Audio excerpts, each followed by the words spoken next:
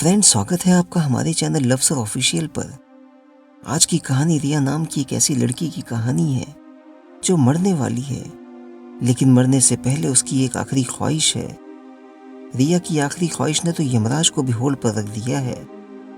उसकी आखिरी ख्वाहिश को जानकर हर कोई परेशान है। आखिर क्या राज छुपे हैं उसकी आखिरी ख्वाहिश में? जानने के लिए हमारी कहानी को पूरा सुनिएगा ज़रूर। अगर आप इस चैनल पर नए हैं तो चैनल को सब्सक्राइब करके बेल आइकन ऑल पर दबा दीजिए ताकि आपको हमारी हर नई कहानी का अपडेट मिलते रहे। रिया की शादी की उम्र हो चुकी है, फिर भी वो शादी नहीं करना चाहती है क्योंकि उसके पास समय ही नहीं है कि वो परिवार वाली लाइफ जिए। रिया एक कॉर्पोरेट कंपनी में बहुत ही ऊंची पोस्ट पर जॉब करती है। उसकी सुबह कहीं और तो शाम कहीं और होती है। वो कभी इस शहर तो कभी उस शहर में रहती है। बस इसी वजह से वो शादी नहीं करना चाहती है। रिया अपने माँ बाप की इकलौती बेटी है। वो दुनिया छोड़ने से पहले पहले रिया का हंसता खेलता परिवार देखना चाहते हैं। बस यही उनकी आखिरी इच्छा है और इसीलिए वो हमेशा रिया की शादी के पीछे पड़े रहते हैं। उस पर शादी का प्रेशर डालते रहते हैं। वो जब भी घर में होती है तो बस इसी बात पर बहस होती है और इसी तरह से महीने साल गुजर जाते हैं, लेकिन रिया शादी के लिए तैयार नहीं होती है।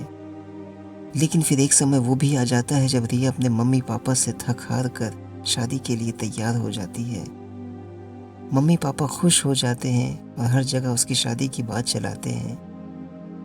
लड़के वाले उसे देखने के लिए आते हैं और पहली नज़र में ही उसे पसंद कर लेते हैं। शादी की तैयारियां शुरू हो जाती हैं और रिया भी खुश रहने लगती है। फिर एक दिन अचानक रिया की तबीयत बिगड़ जाती है तो घर वाले उसे पास के क्लिनिक में ले जाकर डॉक्टर को दिखाते हैं।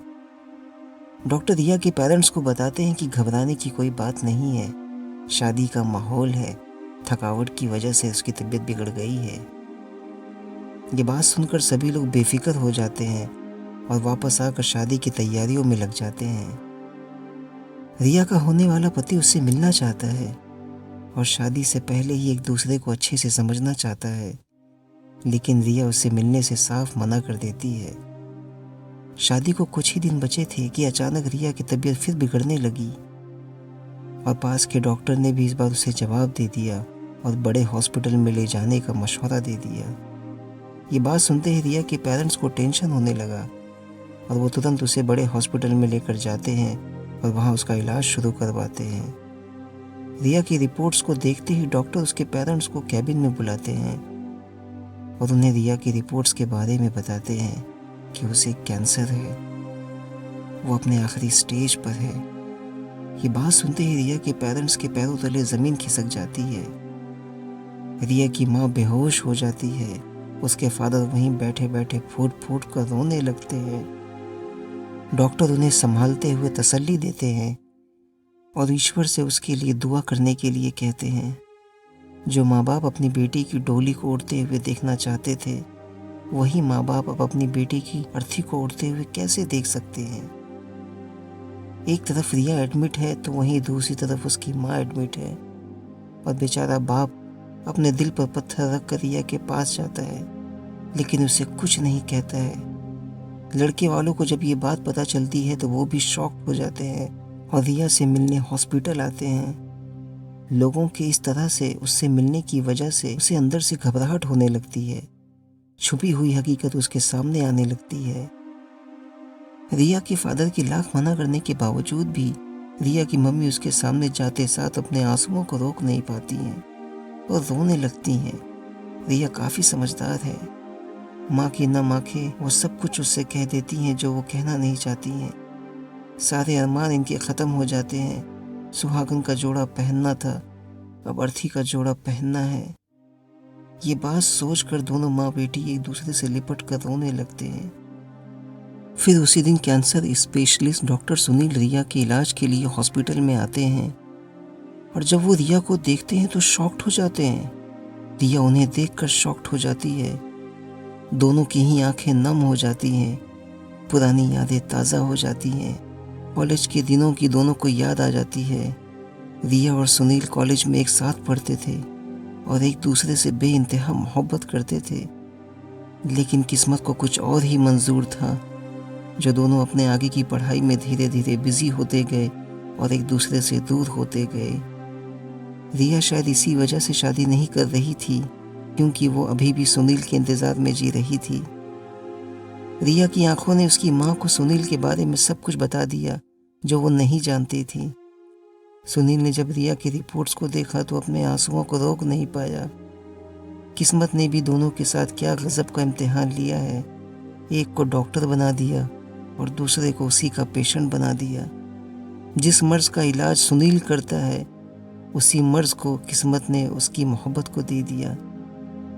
सुनील अपने कैबिन में बैठकर बस यही बात सोच रहा है कि काश वो रिया से पहले मिल लेता तो वो उसे बचा लेता। फिर भी सुनील हिम्मत नहीं हारता है और अपना ट्रीटमेंट शुरू करता है और कीमोथेरेपी की तैयारी करता है। सुनील रिया की फरमाइश की वजह से खुद उसके बाल काटता है और बाल काटते समय उसके हाथ कांप रहे हैं। वो डॉक्टर होते हुए भी अपने आप को रोक नहीं पाता है और रिया को बिना बाल के देखकर उससे लिपट कर रोने लगता है। फिर उससे दूर होने के लिए उससे माफ़ी मांगता है। पूरे हॉस्पिटल को इनकी मोहब्बत के बारे में पता चल जाता है। फिर रिया सुनील से रिक्वेस्ट करते हुए कहती है कि मुझे नहीं पता कि मेरे पास कितने दिन बचे हुए हैं, क्या तुम मेरी एक आखिरी ख्वाहिश को पूरी कर सकते हो? ये बात सुनते ही सुनील तुरंत तैयार हो जाता है और रिया से उसकी आखिरी ख्वाहिश जानने के लिए बेकरार हो जाता है। फिर रिया सुनील को अपनी आखिरी ख्वाहिश बताते हुए कहती है कि मेरी आखिरी ख्वाहिश यही है कि मैं मरने से पहले पहले तुम्हारी बनकर मरना चाहती हूँ, तुमसे शादी करना चाहती हूँ। ये बात सुनकर सुनील रिया के पेरेंट्स की तरफ देखने लगता है तो वो लोग भी सुनील के सामने हाथ जोड़कर उससे विनती करने लगते हैं। फिर सुनील रिया के हाथों में अपने हाथ को लेकर उससे कहता है कि मैं तुम्हारी आखिरी ख्वाहिश को पहली ख्वाहिश बना दूंगा, मैं तुम्हें ऐसे मरने नहीं दूंगा। अभी तो हमें बहुत समय एक साथ में गुजारना है, पुराने वादों को फिर से जिंदा करना है। मैं तुम्हारी पहली ख्वाहिश को पूरा करूंगा, तुमसे शादी करूंगा।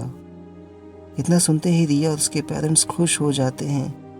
दूसरी तरफ से अचानक डोर ओपन होता है और सुनील की वाइफ सुनील के सामने आकर खड़ी हो जाती है। तब वहाँ हॉस्पिटल में सभी को पता चल जाता है कि सुनील पहले से ही शादीशुदा है। अपनी वाइफ को सामने खड़ा देखकर सुनील शॉक्ड हो जाता है और इसी सिचुएशन पर हमारी कहानी का पहला पार्ट यहीं पर ख़त्म हो जाता है। प्लीज़ अपने विचार कमेंट करके हमें बताइएगा ज़रूर कि ये कहानी आपको कैसी लगी। अगर आपने हमारी पिछली कहानी लॉकडाउन की अनोखी प्रेम कहानी नहीं सुनी है तो प्लीज़ जाकर उस दर्द भरी कहानी को सुनिए। अगर कहानी पसंद आई है तो प्लीज़ लाइक शेयर कीजिए और चैनल पर नए हैं तो चैनल को सब्सक्राइब करके बेल आइकन ऑल पर दबा दीजिए ताकि आपको हमारी हर नई कहानी का अपडेट मिलते रहे। फिर मिलेंगे एक नई कहानी के साथ। Thank you.